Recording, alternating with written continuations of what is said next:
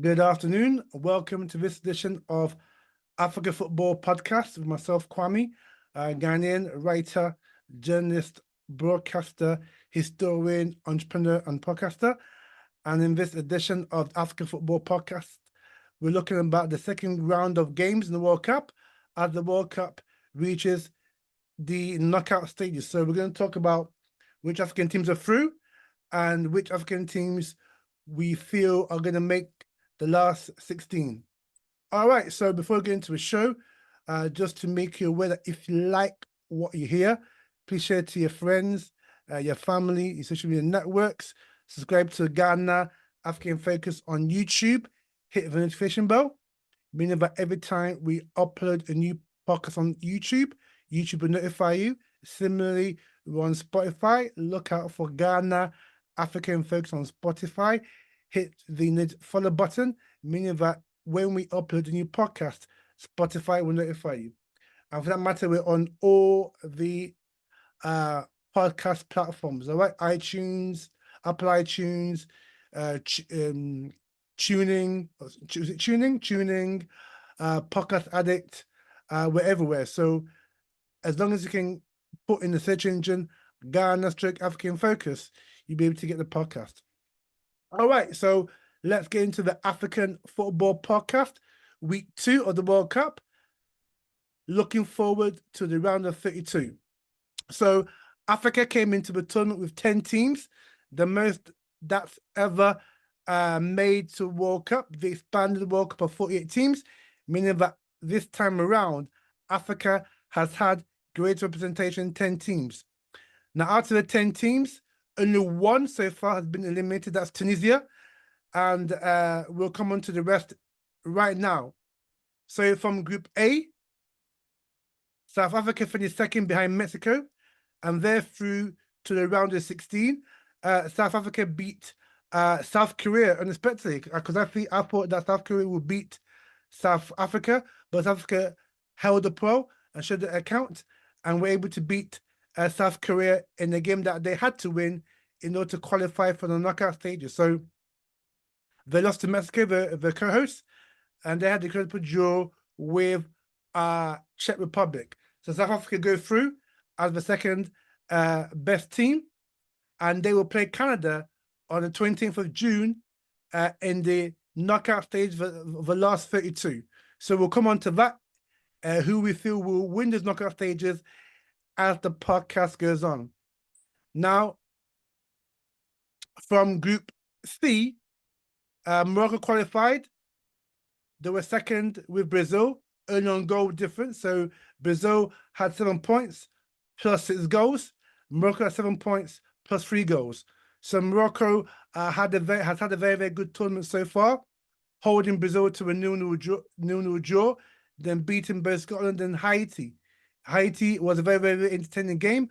Morocco won that 1-4-2, and they beat Scotland 1-0 to qualify as the second best team in Group C. So Morocco has shown that the pedigree in making the last four years ago was not a fluke, and this time Morocco mean business. But they've got a very difficult group, or rather, they've got a very difficult match in the last 32 when they will play the Netherlands on June 30th. So we'll talk about that coming up.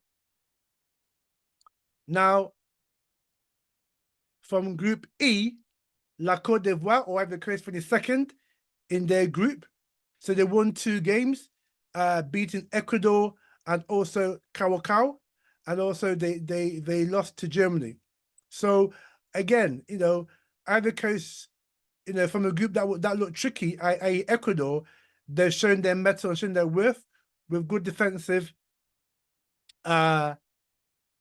play, well organized, disciplined, and as such, were able to get out of Group E, and so they have qualified as well.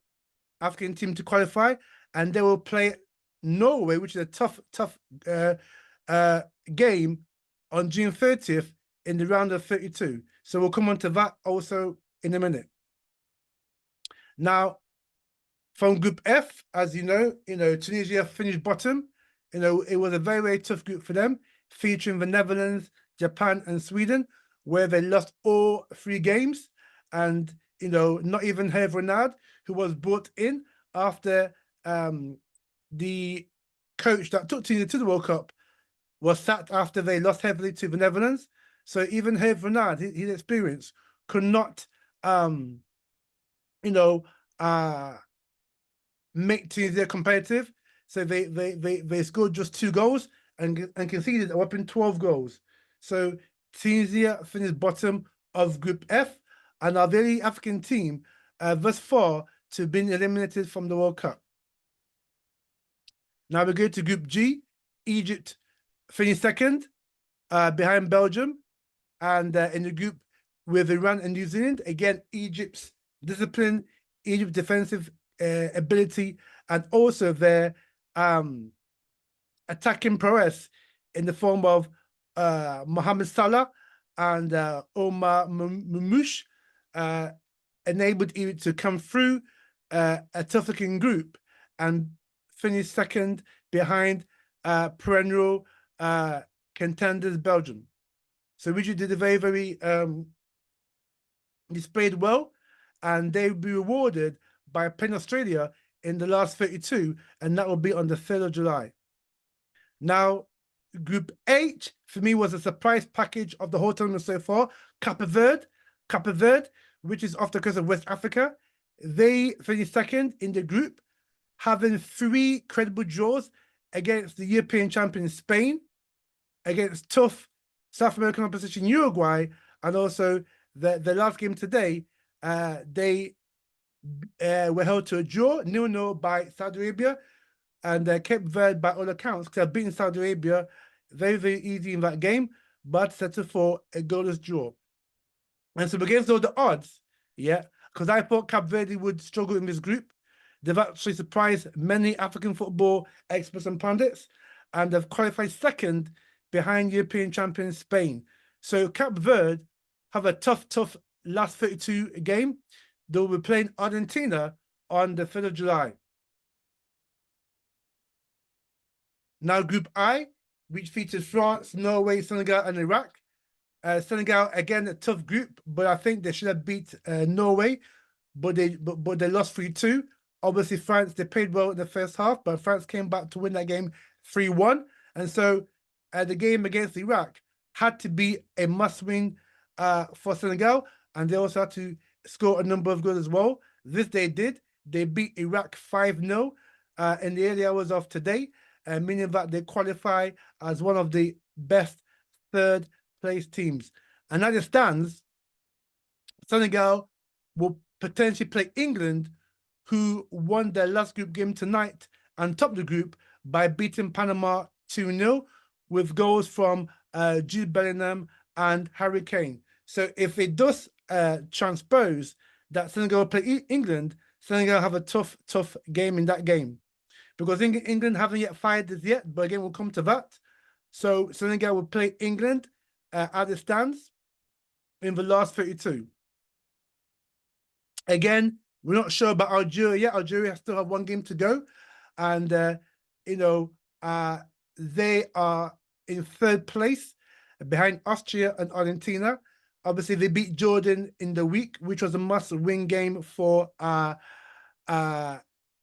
Algeria, having lost to Argentina in the previous game. And so the last game, which is tomorrow, they must at least get a draw against Austria to definitely qualify for this last 32. So, fingers crossed for Algeria to see if they make the last 32. And finally, in the African contingent, DR Congo are playing right now. They're playing Uzbekistan, and they must win that game in order to qualify for the round of 32. They are 3rd in that group. So Colombia got 7 points, Portugal got 5 points, and DR Congo got 2. So they've got to beat Uzbekistan to make the last 32. All right, so that's the African team that I've gone through. So what that shows, what this World Cup has shown, is that the African teams came to compete. They didn't just come to make the numbers, and they have performed very, very well. Ghana particularly has surprised me, because I didn't think Ghana would be this competitive. they gave England a very, very good game. We'll come to that in a minute. But what they have shown is that African football has definitely come out of age, and the African countries can compete with their, fellow South American and European counterparts. So what we've seen, particularly by the likes of Cape Verde, is that African teams can mix it with the best of what Europe and South America has to offer. And so it shows that African football has definitely come of age, and I'm pleased that most of the African teams have got African managers. So, obviously the three North African teams, Egypt, Algeria, and Morocco, have local coaches. Yeah, Senegal,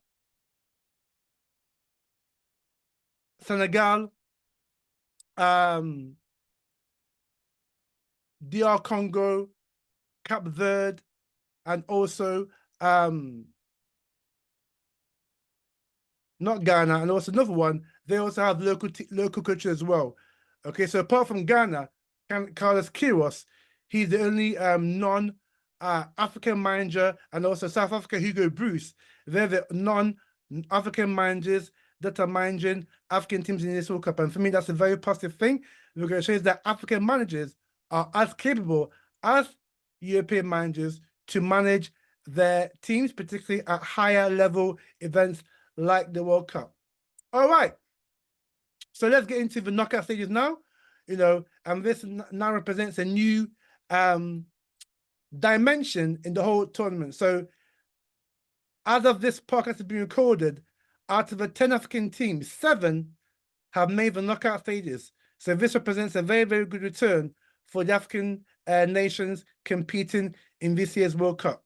So the first knockout that we're going to discuss will be South Africa, who play the co-host Canada on the 28th of June, which is what, a couple of days' time? Probably even today, actually. Today is the 28th here. So, the early hours or later on today, South Africa will play Canada. Canada are a very, very powerful team, and they've done pretty well in this tournament, finishing runners-up to Switzerland, who are very, very experienced in European and World Cup. So, Canada have done very well. And I think South Africa are going to have their work cut out, because they're playing the co-hosts in their own backyard. And it's going to be a very, very tough game for South Africa. And, unless South Africa have a game plan, and which they execute to a T, I didn't see anything but a win for Canada, because they've got their home side. They're playing, in Canada, in their own backyard. And they have most of the support will be behind Canada. And so Canada also have a very, very fast, front three, front four, who can cause South Africa's serious problems. And Canada have also got a resolute defense. So it's going to be a very interesting game. But like I say, with the way South Africa have accounted themselves so far, I don't think, even though they beat South Korea and drew with Czech Republic, I don't think they've got much in tank to beat Canada. But I could be proved wrong. But I'm predicting that Canada will beat South Africa in the round of 32. So we move on, where Morocco, next of Africa's contingent, have a very tough game against the Netherlands. So the Netherlands are a powerhouse in world football. They were World Cup finalists in 2010. And also they finished third in 2014, didn't make 2018, and they didn't do well in 2022. However, they were semi-finalists at Euro 24, and they've got a strong backbone of Virgil van Dijk, who's the captain, plays for Liverpool as well. Also, they've got Cody Gakpo, plays for Liverpool as well. Somerville, who's been a revelation in this tournament. They've also got, players like Memphis Depay, and also, De Jong in midfield. So it's going to be a very, very interesting game. A top European team that Morocco are going to face. So for me, it's too close to call. So I'm thinking it could go to penalties, extra time and penalties. So it's a very, very tough one to call. Morocco against the Netherlands. So we wish the Morocco all the best. And obviously they've got Hakimi, Brahim Diaz, and also Salbani, who has scored 3 goals in the tournament for Morocco. So Morocco, as we saw against Brazil and also Scotland and Haiti, have posed a threat, and Morocco have accounted themselves very well in this tournament. So for me, their clash with Morocco with the Netherlands on the 30th of June promises to be a very, very intriguing one, and for me, it's too close to call.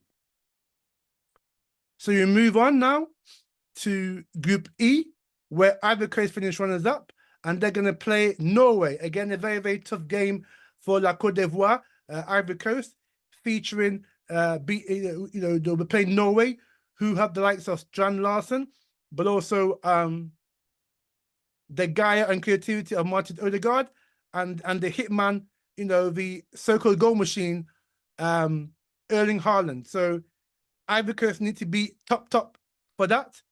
If they don't play to the top of their capabilities, then Norway are going to win hands down. However, if Ivory Coast come up with a game plan that can stifle the creativity of Odegaard and also man-mark Haaland to ensure that he doesn't get a stiff on goal, then Ivory Coast, could spring up a surprise.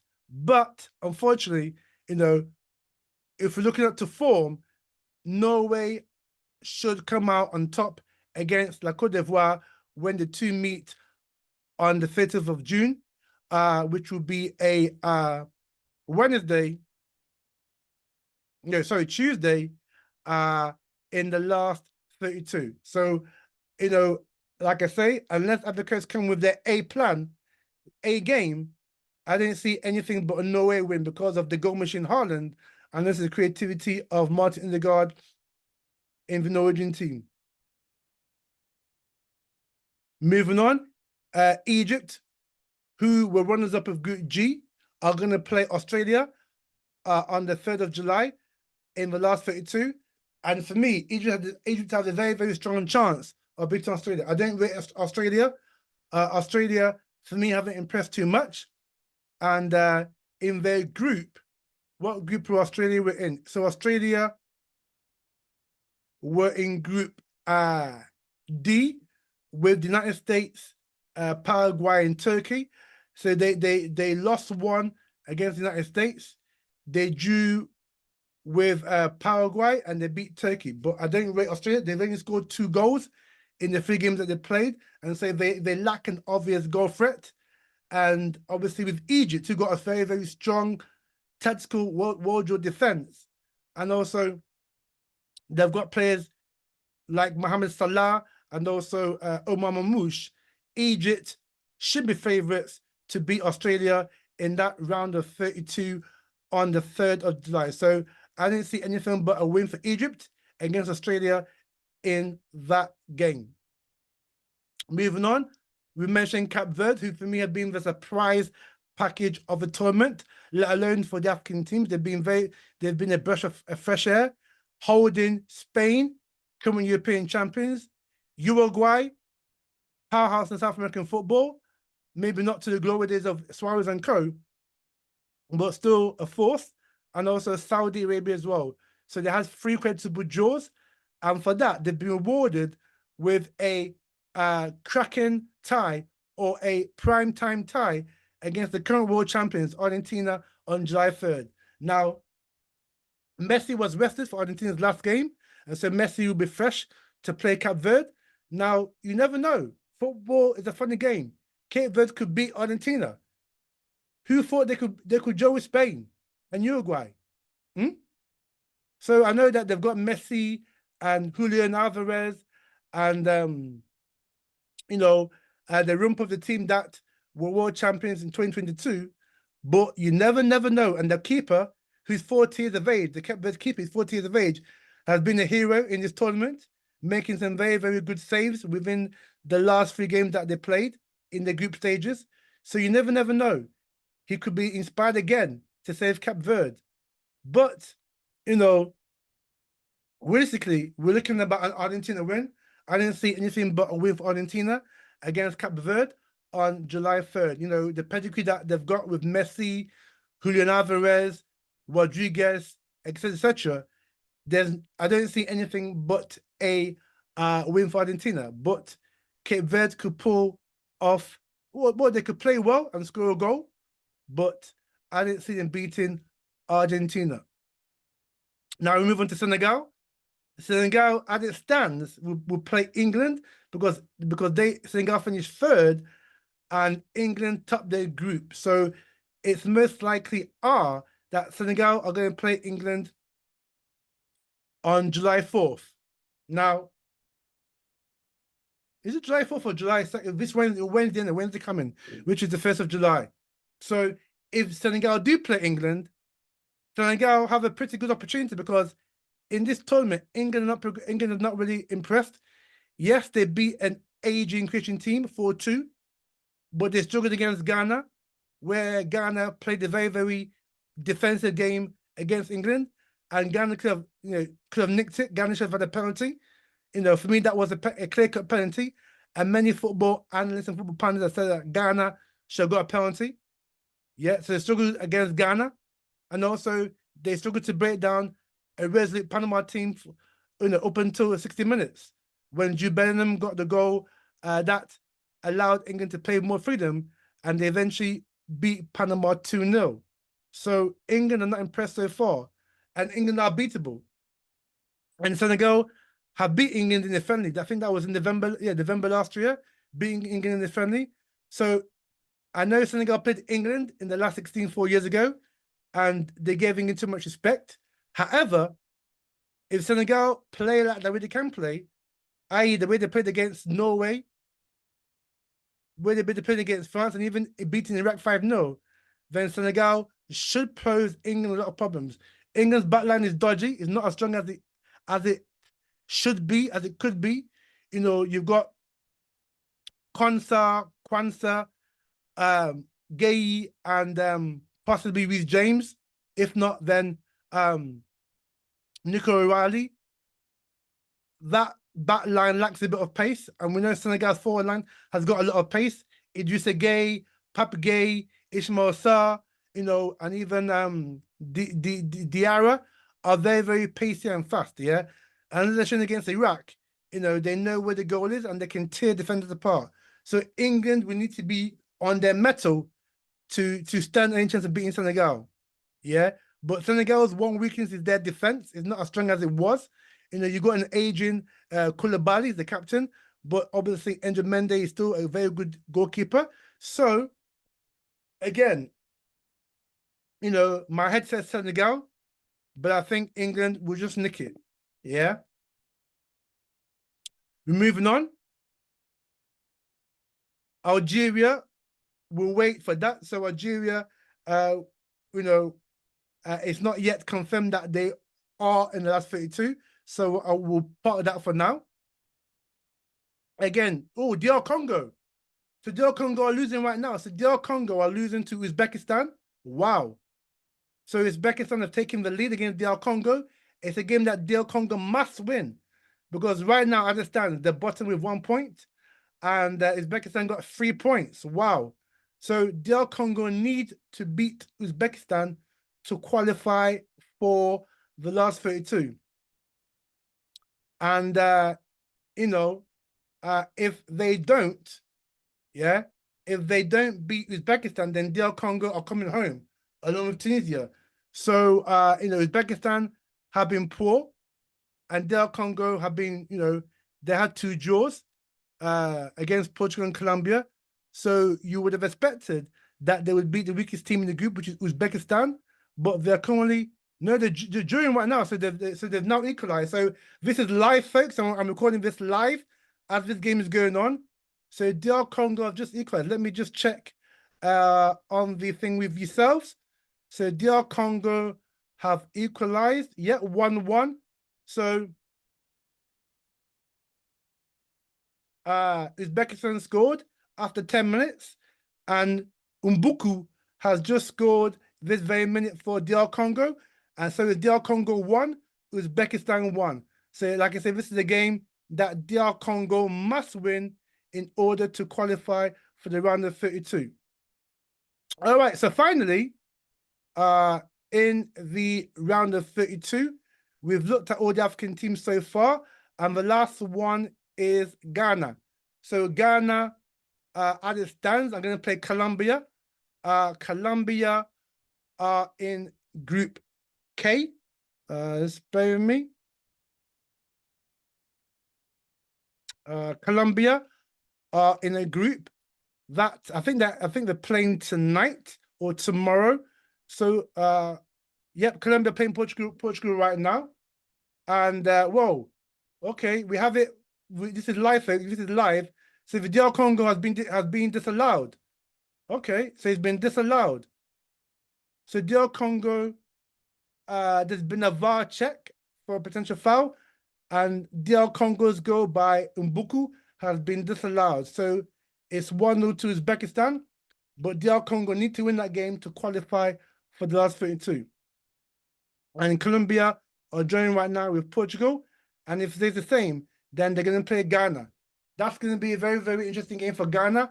Colombia are, well, the second tier of South American football. So you got the top tier, Brazil, Argentina, and then second tier, you got the likes of Uruguay, Colombia, Ecuador. So I'll put Colombia in that second tier. So Ghana have a very tough game against a South American opposition in the form of Colombia, if the score stands as it is.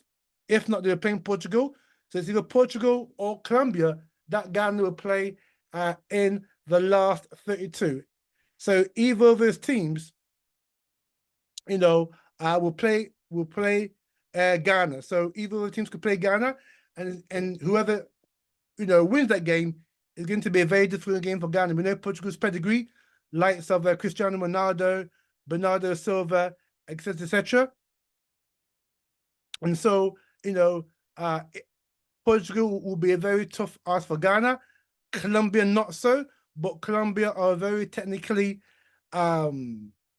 typical South American team with a bit of flair, and also have a fast back front line as well. So, you know, Ghana has done very well in this tournament so far. I've been surprised by Ghana, but, you know, the next game against either Portugal or Colombia is a step up in class and gear, and Ghana may find it hard to beat Colombia. So our predictions are definitely, you know, Canada will beat South Africa. Morocco and Netherlands is too close to call. Ivory Coast and Norway. I'm going for Norway because of Erling Haaland. If Ivory Coast can tame Haaland, they have a chance. Senegal, England is a huge one. If Senegal can stop Harry Kane and, you know, Bellingham, then they will beat England. If not, England will go through. Argentina will beat Cape Verde, despite, you know, heroics from Cape Verde. Argentina have too much pedigree, and they got Lionel Messi, and so I don't see Cape Verde beating Argentina. Egypt would definitely beat Australia, and Ghana to struggle against Colombia or Portugal. So technically, out of the 7 teams that are definitely into the knockout stages, we're looking at only about, what, 2 or 3 winning those games. So we're looking definitely Egypt beating Australia, possibly Senegal against England,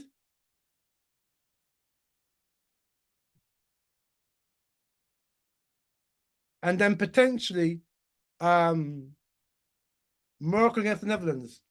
So it may not be a great picture when we speak next week, you know, but, you know, that is the World Cup. You're playing the best teams in the world. And so for me, the African nations have done very, very well to get out of the group, the various groups, apart from Tunisia, who didn't play very well at all. And so, you know, we've got so far 7, potentially 9 African teams of knockout stages. And so we will see what transpires in the round of 32. All right, so this has been African Football Podcast with myself, Kwame, Ghanaian writer, journalist, broadcaster. If you like what you hear, please share to your friends, your family, social media networks. Subscribe to Ghana African Focus on YouTube. Subscribe to Ghana African Focus on Spotify. And we'll probably have another podcast next week. We're definitely going to have one. May have one in the week, but one thing that we want to talk about is why many Africans are playing for non-African teams. So if you see the England team, many players of African descent. You see the French team, virtually all African.